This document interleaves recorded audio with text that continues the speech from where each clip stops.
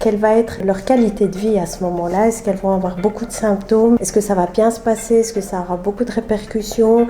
Elles ne savent pas parce qu'une femme n'est pas l'autre et tous les symptômes ne sont pas présents chez toutes les femmes.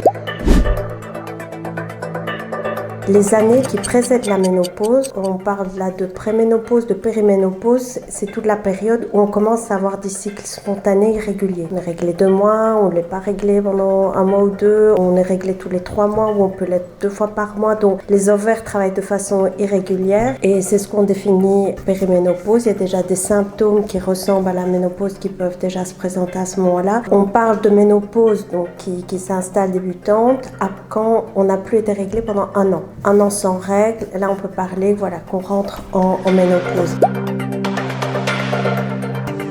Les symptômes de la ménopause, tout le monde ne les collectionne pas, heureusement d'ailleurs. Les symptômes les plus connus sont les bouffées de chaleur évidemment, la prise de poids, mais il y a également la sécheresse vaginale, la sécheresse cutanée, la sécheresse des muqueuses, ça peut être au niveau de la bouche, des yeux, avec la sécheresse de la peau, vieillissement, également une perturbation du sommeil, des troubles du sommeil. Il y a également les douleurs articulaires diffuses, sensation de raideur, surtout présente le matin, donc raideur vraiment matinale. Symptôme très important et assez fréquent, les sautes d'humeur, une sensation d'irritabilité, une nervosité inhabituelle qui peut aller aussi jusqu'à un syndrome un peu mélancolique et même dépressif, assez grave. Donc qui sont très fréquents, c'est la baisse de la libido avec ou non sécheresse vaginale et également une fatigue inhabituelle décrite plutôt comme un manque d'entrain. On peut avoir des complications qui peuvent être très importantes et invalidantes, des lésions ophtalmologiques, la sécheresse au niveau vulvovaginal va également se compliquer d'atrophie. Ça peut expliquer les douleurs au moment des rapports. Ça va provoquer une atrophie, une fragilité au niveau des muqueuses, aussi bien vulvaires que vaginales. Des troubles urinaires, une sensation de cystite sans qu'il y ait une infection. Donc ce sont des patients qui ont besoin d'aller uriner très fréquemment, comme si elles avaient une cystite, mais sans infection. Plus les irritations vraiment vulvaires liées à la fragilité des muqueuses. Dans les autres complications, évidemment, la déminéralisation osseuse, qu'est-ce qu'elle va provoquer? Ça fragilise les os, donc il y a un risque d'ostéoporose et donc de fracture augmentée. Il y a une perturbation du métabolisme glucidique, donc il y a une insulinorésistance, c'est ce qu'on appelle plus communément un état de prédiabète. Au niveau cardiovasculaire, l'hypertension, ça fragilise les artères. On a un risque de voir développer des plaques d'athérosclérose au niveau des artères. La ménopause se prépare, donc ce qui est fort important, c'est bouger, c'est faire du sport.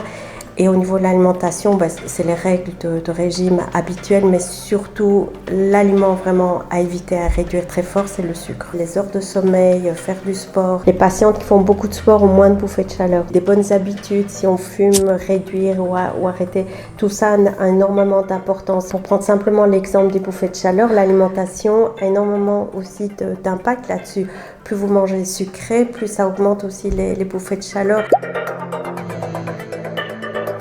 Alors, comment soulager les patientes face à leurs symptômes? C'est le traitement qui va soulager pas mal de ces symptômes-là. Les hormones, les oestrogènes vont également jouer un rôle de prévention au niveau des maladies cardiovasculaires, va également stimuler la formation osseuse. Toutes les patientes ne peuvent pas bénéficier du traitement hormonal pour différentes raisons médicales, raisons pour lesquelles elles doivent en discuter avec leur médecin. Et toutes les femmes ne souhaitent pas non plus en prendre. L'idéal, c'est de l'instaurer quand la ménopause est bien installée. Souvent, l'idéal, c'est vraiment 1 an sans règles. C'est à ce moment-là qu'on l'instaure.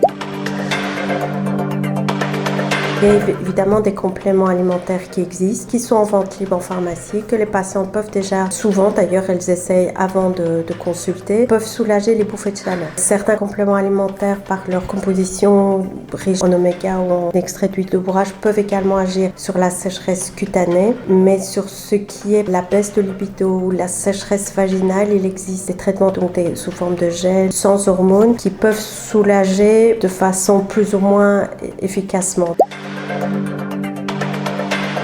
J'ai eu le cas des patientes qui pensaient être enceintes, elles étaient ménopausées, donc ménopausées jeunes. Donc ça peut malheureusement arriver, donc la ménopause prématurée. Une patiente que je suivais pour son suivi gynécologique habituel, elle rencontre un nouveau partenaire, elle avait déjà eu des enfants, donc ils ont un désir de grossesse et cette patiente, relativement jeune, on enlève son stérilet parce qu'ils ont un désir de grossesse et suite à ça, elle n'est pas réglée. Suite au retrait du stérilet, des règles spontanées ne surviennent pas. On lance les investigations et malheureusement, on voit qu'elle est ménopausée. Ce qui a été fabuleux, c'est qu'elle a pu être enceinte grâce à un don d'ovules et la prise de pas mal d'hormones pour préparer le terrain au niveau de l'utérus. Elle a pu être enceinte, accoucher de son bébé. Et ce qui est comique, c'est que tout de suite après l'accouchement, elle avait les symptômes de ménopause. On a dû la traiter très rapidement alors que elle donnait le biberon à son enfant.